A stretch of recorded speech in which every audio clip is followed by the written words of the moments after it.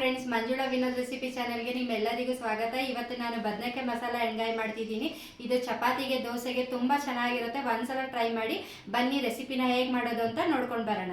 ನಾನಿಲ್ಲಿ ಒಂದು ಅರ್ಧ ಕೆಜಿಯಷ್ಟು ಗುಂಡು ಬದನೆಕಾಯಿ ತೊಗೊಂಡಿದ್ದೀನಿ. ಅದನ್ನು ನೀರಲ್ಲಿ ನೆನೆಸಿಟ್ಟಿದ್ದೀನಿ. ಮತ್ತು ಒಂದೆರಡು ಈರುಳ್ಳಿ, ಒಂದು 3 ಟೊಮೊಟೊ, ಸ್ವಲ್ಪ ಚಕ್ಕೆ, ಲವಂಗ, ಒಂದೆರಡು ಸ್ಪೂನ್ ಗಸಗಸೆ, ಸ್ವಲ್ಪ ಮಸಾಲೆ ಪುಡಿ, ಹಾಗೆ ಶುಂಠಿ ಬೆಳ್ಳುಳ್ಳಿ ಪೇಸ್ಟು, ಕೊತ್ತಂಬರಿ ಸೊಪ್ಪು ಮತ್ತು ಸ್ವಲ್ಪ ಕೊಬ್ಬರಿ, ಕಾಯಿ ತುರಿ ತೊಗೊಂಡಿದ್ದೀನಿ. ಒಗ್ಗರಣೆಗೆ ಕರ್ಬೇವಿನ ಸೊಪ್ಪು, ಸಾಸಿವೆ, ಸಣ್ಣದಾಗಿ ಕಟ್ ಮಾಡಿ ಇಟ್ಕೊಂಡಿರೋ ಈರುಳ್ಳಿ ಮತ್ತು ಸ್ವಲ್ಪ ಎಣ್ಣೆ ತೊಗೊಂಡಿದ್ದೀನಿ. ಬನ್ನಿ ಇವಾಗ ಮೊದಲು ಮಸಾಲಾನ ಗ್ರೈಂಡ್ ಮಾಡ್ಕೊಳ್ಳೋಣ. ಅದಕ್ಕೆ ಒಂದು ಕಡಾಯಿ ಇಟ್ಟು ಸ್ವಲ್ಪ ಎಣ್ಣೆ ಹಾಕಿ ಈರುಳ್ಳಿ, ಟೊಮೊಟೊ, ಚಕ್ಕೆ, ಲವಂಗ, ಸ್ವಲ್ಪ ಗಸಗಸೆನ ಹಾಕಿ ಎಣ್ಣೆಯಲ್ಲಿ ಚೆನ್ನಾಗಿ ಫ್ರೈ ಮಾಡ್ಕೊಳ್ತಿದ್ದೀನಿ.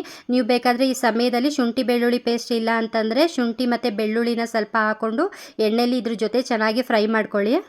ನಾನು ಕೊತ್ತಂಬರಿ ಸೊಪ್ಪು ಮತ್ತು ಕಾಯಿ ತುರಿನ ಇದ್ರ ಜೊತೆ ಹಾಕಿ ಫ್ರೈ ಮಾಡ್ಕೊಳ್ತಿಲ್ಲ, ಡೈರೆಕ್ಟು ಮಿಕ್ಸಿಗೆ ಹಾಕಿ ಗ್ರೈಂಡ್ ಮಾಡ್ಕೊಳ್ತೀನಿ ಮಸಾಲ ಜೊತೆಗೆ. ಮಸಾಲ ಎಲ್ಲ ಚೆನ್ನಾಗಿ ಎಣ್ಣೆಲಿ ಫ್ರೈ ಆದಮೇಲೆ ಅದನ್ನು ಸ್ವಲ್ಪ ಹೊತ್ತು ಆರೋದಕ್ಕೆ ಬಿಟ್ಟು ಗ್ರೈಂಡ್ ಮಾಡೋದಕ್ಕೆ ಕಾಯಿ ತುರಿ, ಕೊಬ್ಬರಿ ಮತ್ತು ಫ್ರೈ ಮಾಡಿರೋಂಥ ಮಸಾಲ, ಸ್ವಲ್ಪ ಕೊತ್ತಂಬರಿ ಸೊಪ್ಪು, ಶುಂಠಿ ಬೆಳ್ಳುಳ್ಳಿ ಪೇಸ್ಟು ಮತ್ತು ಮಸಾಲೆ ಪುಡಿನ ಹಾಕಿ ನಾನು ಮಿಕ್ಸಿ ಮಾಡ್ಕೊಳ್ತಿದ್ದೀನಿ. ನೀವು ಬೇಕಾದ್ರೆ ಇದಕ್ಕೆ ಪುದೀನ ಸೊಪ್ಪನ್ನು ಸಹ ಆ್ಯಡ್ ಮಾಡ್ಕೋಬೋದು, ಅದು ಟೇಸ್ಟ್ ಚೆನ್ನಾಗಿ ಬರುತ್ತೆ. ನೋಡಿ ಇವಾಗ ಈ ಥರ ಗ್ರೈಂಡ್ ಆಗಿದೆ.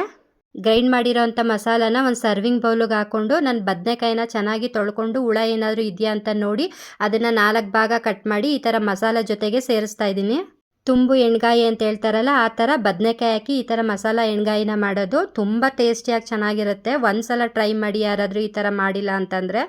ನೀವು ಈ ಮಸಾಲೆಗೆ ಈ ಥರ ಗುಂಡು ಬದನೆಕಾಯಿನೇ ತೊಗೋಬೇಕು ಅಂತ ಏನಿಲ್ಲ, ಬಿಳಿ ಬದನೆಕಾಯಿ ಬರುತ್ತೆ ನೋಡಿ ಉದ್ದುದು, ಅದನ್ನು ಸಹ ತೊಗೊಂಡು ಉದ್ದುದಾಗಿ ಕಟ್ ಮಾಡಿ ಹಾಕಿನೂ ಸಹ ಈ ಥರ ಎಣ್ಗಾಯಿ ಥರ ಮಾಡ್ಕೋಬೋದು, ಮಸಾಲ ಎಣ್ಗಾಯಿ ಥರ. ಅದು ತುಂಬ ಚೆನ್ನಾಗಿರುತ್ತೆ.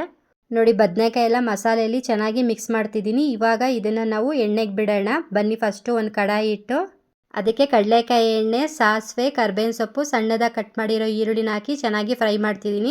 ಇದಕ್ಕೆ ಎಣ್ಣೆ ಸ್ವಲ್ಪ ಜಾಸ್ತಿನೇ ಹಾಕೋಬೇಕು. ಹಾಗೆ ನಾನಿಲ್ಲಿ ಮಸಾಲೆಯಲ್ಲಿ ತುಂಬಿಟ್ಟಿದ್ನಲ್ಲ ಬದನೆಕಾಯಿ, ಅದನ್ನು ಸಹ ಒಂದೊಂದಾಗಿ ಹಾಕಿ ಚೆನ್ನಾಗಿ ಎಣ್ಣೆಲೇ ಫ್ರೈ ಮಾಡ್ಕೊಳ್ತಿದ್ದೀನಿ.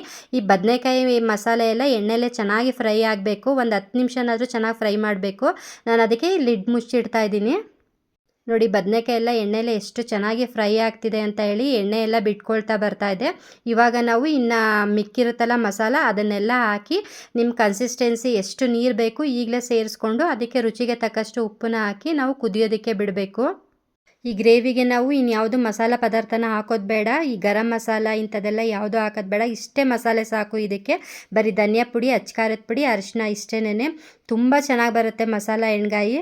ಈ ಗ್ರೇವಿಗೆ ನಾನು ಸ್ವಲ್ಪ ನೀರನ್ನು ಜಾಸ್ತಿನೇ ಹಾಕ್ಕೊಂಡಿದ್ನಲ್ಲ, ನೋಡಿ ಇವಾಗ ಕುದೀತಾ ಕುದೀತಾ ಎಷ್ಟು ಗಟ್ಟಿಯಾಗಿ ಬರ್ತಾ ಇದೆ ಅಂತ ಹೇಳಿದ್ಮೇಲೆ ಮತ್ತು ಸ್ಟವ್ ಆಫ್ ಮಾಡಿದ್ಮೇಲೂ ಅಷ್ಟೇ ಇದು ಗಟ್ಟಿ ಆಗಿಬಿಡುತ್ತೆ. ಇವಾಗ ನೋಡಿ ಮಸಾಲ ಎಣ್ಗಾಯಿ ರೆಡಿ ಆಯಿತು. ನಾನು ಇದನ್ನು ಚಪಾತಿ ಜೊತೆ ಸರ್ವ್ ಮಾಡಿದ್ದೆ. ಸರಿ ಫ್ರೆಂಡ್ಸ್, ಈ ರೆಸಿಪಿ ನಿಮಗೆ ಇಷ್ಟ ಆಗಿದೆ ಅಂತ ತಿಳ್ಕೊಂಡಿದ್ದೀನಿ.